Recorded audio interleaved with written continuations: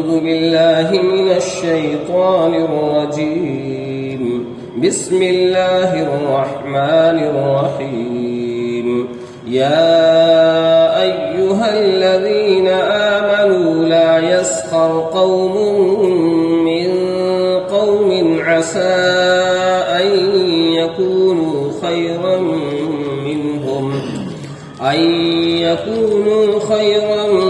منهم ولا نساء من نساء عسى أن يكن خيرا منهن ولا تلمزوا أنفسكم ولا تنابزوا بالألقاب بئس الاسم الفسوق بعد الإيمان ومن لم يتب فأولئك هم الظالمون. ترجمہ: اے ایمان والو، ٹھٹھا نہ کریں، ایک لوگ دوسرے سے شاید بہتر ہوں ان سے، اور نہ عورتیں دوسری عورتوں سے شاید بہتر ہوں ان سے، اور عیب نہ لگاؤ ایک دوسرے کو، اور نام نہ ڈالو چڑھانے کو ایک دوسرے کے، برا نام ہے گنہگاری پیچھے ایمان کے، اور جو کوئی توبہ نہ کرے تو وہی ہیں بے انصاف. خلاصہ تفسیر: اے ایمان والو، نہ تو مردوں کو مردوں پر ہنسنا چاہیے، کیا عجب ہے کہ جن پر ہنستے ہیں وہ ان ہنسنے والوں سے خدا کے نزدیک بہتر ہو، پھر وہ تاکید کیسے کرتے ہیں؟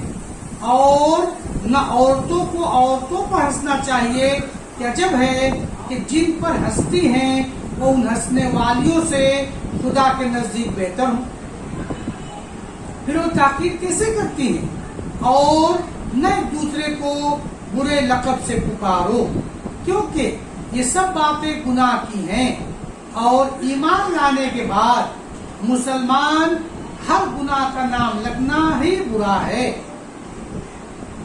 یعنی یہ گناہ کر کے تمہاری شان میں یہ کہا جا سکتا کہ فلاں مسلمان جس سے تم مراد ہو گناہ یعنی خدا کی نافرمانی کرتا ہے. نفرت کی بات ہے تو اس سے بچو، اور جو ان حرکتوں سے باز نہ آئیں گے تو وہ ظلم کرنے والے اور حقوق العباد کو تلف کرنے والے ہیں. جو سزا ظالموں کو ملے گی وہی ان کو ملے گی. معارف و مسائل: مذکورہ صدر آیت میں اشخاص و افراد کے باہمی حقوق و آداب معاشرت کا ذکر ہے. ان میں 3 چیزوں کی ممانعت فرمائی گئی. اول، کسی مسلمان کے ساتھ تمسخر و استہزاء کرنا. دوسرے، کسی پر طعنہ زنی کرنا. تیسرے، کسی کو ایسے لقب سے ذکر کرنا جس سے اس کی توہین ہوتی ہو یا اس سے وہ برا مانتا ہو. پہلی چیز سخر یا تمسخر ہے.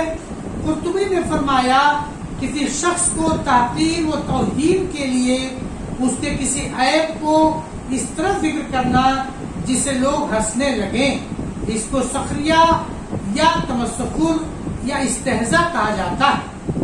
اور یہ جیسے زبان سے ہوتا ہے ایسے ہی ہاتھ پاؤں وغیرہ سے اس کی نقل اتارنے اشارہ کرنے سے بھی ہوتا ہے. اسی طرح بھی اس کا کلام سن کر بطور تحقیق کی ہنسی اڑائی جائے. اور بعض حضرات نے فرمایا کہ سخریہ و تمسخر کسی شخص کے سامنے اس کا ایسی طرح ذکر کرنا ہے تو اسے لوگ ہنس پڑے، اور یہ سب چیزیں بنظر قرآن حرام ہے. سخریہ کی ممانعت کا قرآن کریم نے اتنا اہتمام فرمایا کہ اس میں مردوں کو الگ مخاطب فرمایا، عورتوں کو الگ. مردوں کو لفظ قوم سے تعبیر فرمایا کیونکہ اصل میں لفظ مردوں ہی کے لیے وضع کیا گیا. اگرچہ مجازن وہ توسعاً عورتوں کو اکثر شامل ہو جاتا ہے، اور قرآن کریم نے عموماً لفظ قوم مردوں عورتوں دونوں ہی کے لیے استعمال کیا ہے، مگر یہاں لفظ قوم خاص مردوں کے لیے استعمال فرمایا، اس کے بالمقابل عورتوں کا ذکر نساء سے فرمایا، اور دونوں میں ہدایت فرمائی کہ جو مرد کسی دوسرے مرد کے ساتھ استہزاء و تمسخر کرتا ہے اس کو کیا خبر ہے کہ شاید وہ اللہ کے نزدیک استہزاء کرنے والے سے بہتر ہو۔ اسی طرح جو عورت کسی دوسری عورت کے ساتھ استہزاء و تمسخر کا معاملہ کرتی ہے اس کو کیا خبر ہے کہ شاید وہی اللہ کے نزدیک اس سے بہتر ہو۔ قرآن میں مردوں کا مردوں کے ساتھ اور عورتوں کا عورتوں کے ساتھ استہزاء کرنے اور اس کی حرمت کا ذکر فرمایا۔ حالانکہ کوئی مرد کسی عورت کے ساتھ یا کوئی عورت کسی مرد کے ساتھ استہزاء کرے تو وہ بھی اس حرمت میں داخل ہے، مگر اس کا ذکر نہ کرنے سے اشارہ اس طرف ہے کہ عورتوں اور مردوں کے اختلاط ہی شرعاً ممنوع اور مذموم ہے۔ جب اختلاط نہیں تو تمسخر یا تحقق ہی نہیں ہوگا۔ حاصل آج یہ ہے کہ اگر کسی شخص کے بدن یا صورت یا قد و قامت وغیرہ میں کوئی عیب نظر آئے تو کسی کو اس پر ہنسنے یا استہزاء کرنے کی جرأت نہ کرنا چاہیے، کیونکہ اسے معلوم نہیں کہ شاید وہ اپنے صدق و اخلاص وغیرہ کے سبب اللہ کے نزدیک اس سے بہتر اور افضل ہو۔ اس آیت کو سن کر سلف صالحین کا حال یہ ہو گیا تھا کہ عمر بن شجین نے فرمایا کہ میں اگر کسی شخص کو بکری کے تھنوں سے منہ لگا کر دودھ پیتے دیکھوں اور اس پر مجھے ہنسی آ جائے تو میں ڈرتا ہوں کہ کہیں میں بھی ایسا ہی نہ ہو جاؤں۔ حضرت عبداللہ بن مسعود رضی اللہ عنہ نے فرمایا کہ میں اگر کسی کتے کے ساتھ بھی استہزاء کروں تو مجھے ڈر ہوتا ہے کہ میں خود کتا نہ بنا دیا جاؤں۔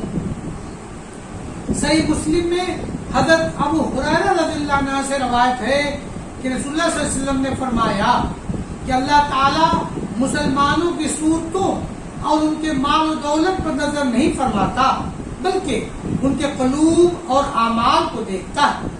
قرطبی نے فرمایا اس حدیث سے ایک ضابطہ اور اصل یہ معلوم ہوئی کہ کسی شخص کے معاملے میں اس کے ظاہری حال کو دیکھ کر کوئی قطعی حکم لگا دینا درست نہیں، کیونکہ ہو سکتا ہے کہ جس شخص کے ظاہری اعمال و افعال کو ہم بہت اچھا سمجھ رہے ہیں، اللہ تعالیٰ جو اس کے باطنی حالات اور قلبی کیفیات کو جانتا ہے وہ اس کے نزدیک مذموم ہو، اور جس شخص کے ظاہری حال اور اعمال برے ہیں ہو سکتا ہے کہ اس کے باطنی حالات اور قلبی کیفیات اس کے اعمال بد کا کفارہ بن جائیں۔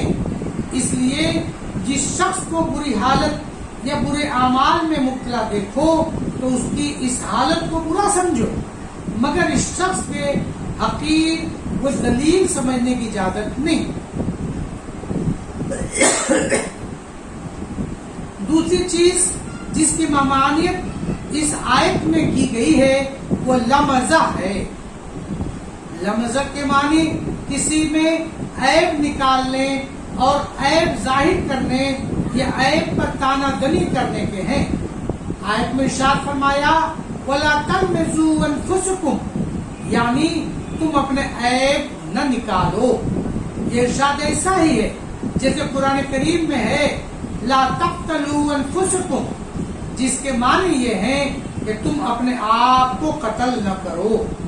دونوں جگہ اپنے آپ کو قتل کرنے یا اپنے عیب نکالنے سے مراد یہ ہے کہ تم آپس میں ایک دوسرے کو قتل نہ کرو، ایک دوسرے کو تانا نہ دو، اور اس عنوان سے تعبیر کرنے میں حکمت یہ بتلانا ہے کہ کسی دوسرے کو قتل کرنا ایک حیثیت سے اپنے آپ ہی کو قتل کرنا ہے، کیونکہ اکثر تو ایسا واقع ہو ہی جاتا ہے کہ ایک نے دوسرے کو قتل کیا، دوسرے کے حمایتی لوگوں نے اس کو قتل کر دیا، اور اگر یہ بھی نہ ہو تو اصلی بات یہ ہے کہ مسلمان سب بھائی بھائی ہیں، اور اپنے بھائی کو قتل کرنا گویا خود اپنے آپ کو قتل کرنا اور بے دست پا بنانا ہے۔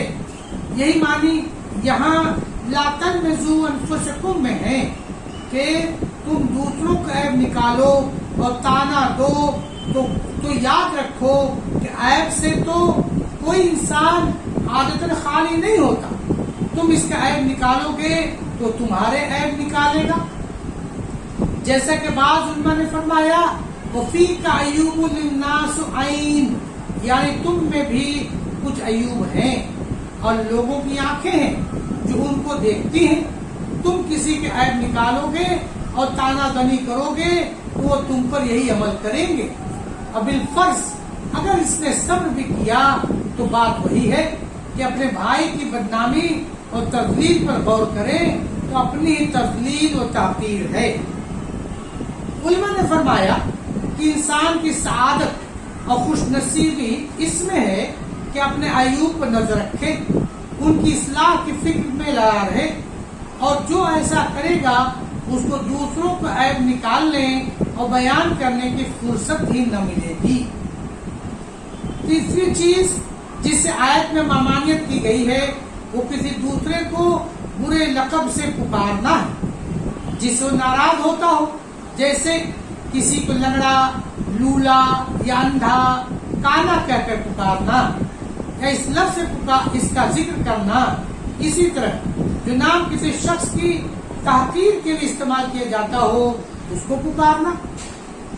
حضرت ابو جبیرہ انصاری رضی اللہ عنہ نے فرمایا کہ یہ آیت ہمارے بارے میں نازل ہوئی کیونکہ رسول اللہ صلی اللہ علیہ وسلم مدینے میں تشریف لائے تو ہم میں اکثر آدمی ایسے تھے جن کے 2 یا 3 نام مشہور تھے، اور ان میں سے بعض نام ایسے تھے جو لوگوں نے اس کو آگ دلانے اور تحقیر و توہین کے لیے مشہور کر دیے تھے.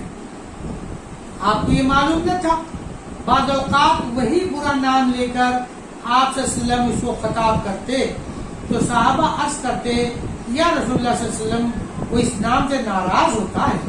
اس پر یہ آیت نازل ہوئی.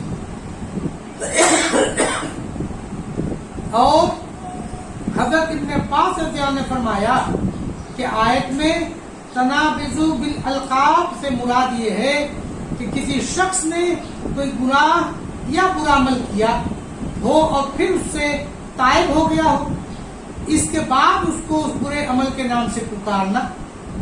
مثلا چور یا زانی یا شرابی وغیرہ جس نے چوری، زنا، شراب سے توبہ کر لی ہو، اس کو اس پچھلے عمل سے آگ دلانا اور تحقیر کرنا حرام ہے.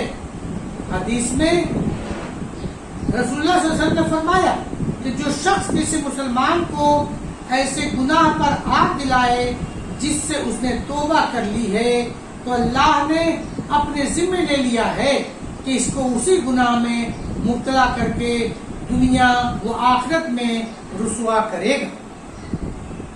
بعض القاب کا استثناء، بعض لوگوں کے ایسے نام مشہور ہو جاتے ہیں جو فی نفس سے برے ہیں مگر وہ بغیر اس لفظ کے پہچانا ہی نہیں جاتا، تو اس کو اس نام سے ذکر کرنے کی اجازت پر علماء کا اتفاق ہے، بشرط کہ ذکر کرنے والے کا قصد اس سے تحقیر و تذلیل کا نہ ہو.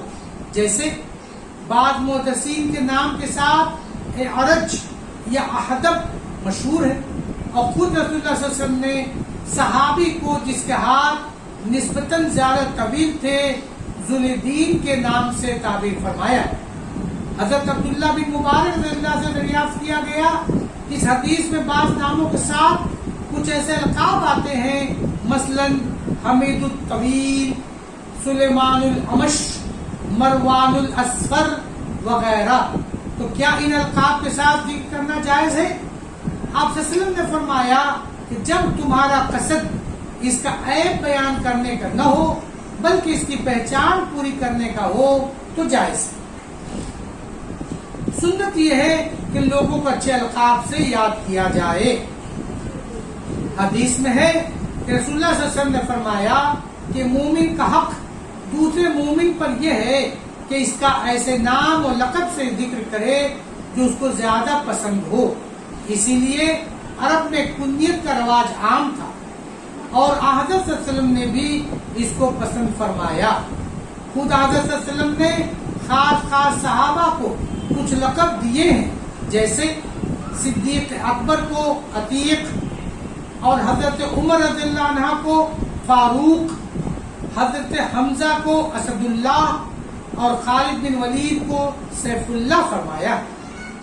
وآخر دعوانا ان الحمدللہ رب العالمین۔ السلام علیکم ورحمۃ اللہ وبرکاتہ۔ Subscribe now and press the bell icon. Never miss an update.